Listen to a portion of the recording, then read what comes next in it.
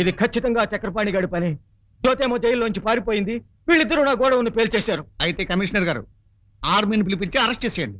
అయ్యా, after all అట్టపెట్ల కోసం ఆర్మీని దింపితే మన ఇండియన్ టీవీ, బీబీసీ, చివరికి స్టార్ టీవీ వాళ్ళు కూడా మిమ్మల్ని సబ్బు లేకుండా ఉతుకుతారేమో ఆలోచించుకోండి. అది ఒట్టి అట్టపెట్టెల గోడౌన్ కాదయ్యా.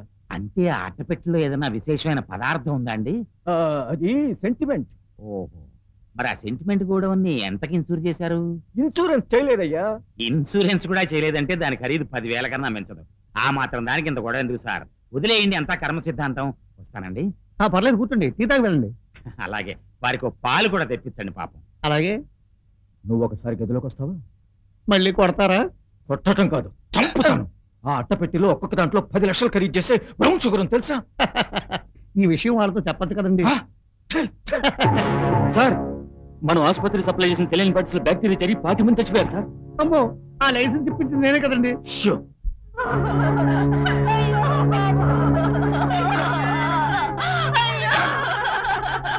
డాక్టర్ గారు, మా కంపెనీ సినిమా బాటిల్స్ దాచేమని చెప్పాం కదండి.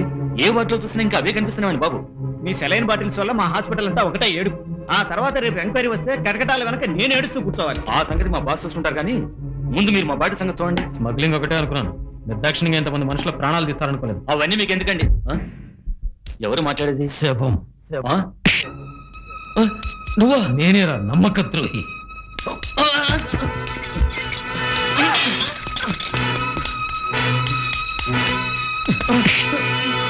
చెప్పు, సరైన పట్ల చక్కెర దాచారు, చెప్పు. నాకు తెలీదు.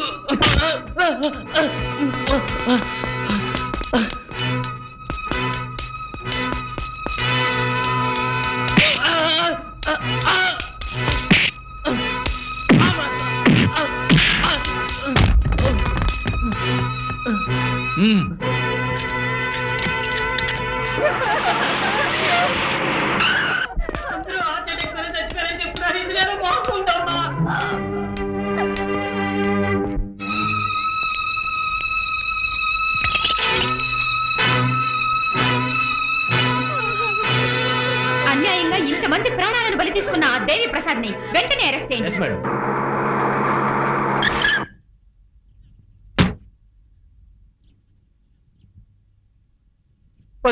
నీకు విషయం తెలుసా? నా మీద అరెస్ట్ వారెంట్ అయిందిరా. నన్నేం చేయమంటావు? పేకల దాకా మునికి నేను ఏడుస్తుంటే జల్లలాగా అలా కూర్చుంటావరా బద్మాష్ కాడిగా. ఓసారి ఇలా వస్తావా? నీ విషయం సీఎం దాకా వెళ్ళింది. అర్జెంటుగా ఎక్కడికైనా పారిపో. కావాలంటే నా కారు ఇస్తాను, ఎవరికి అనుమానం రాదు.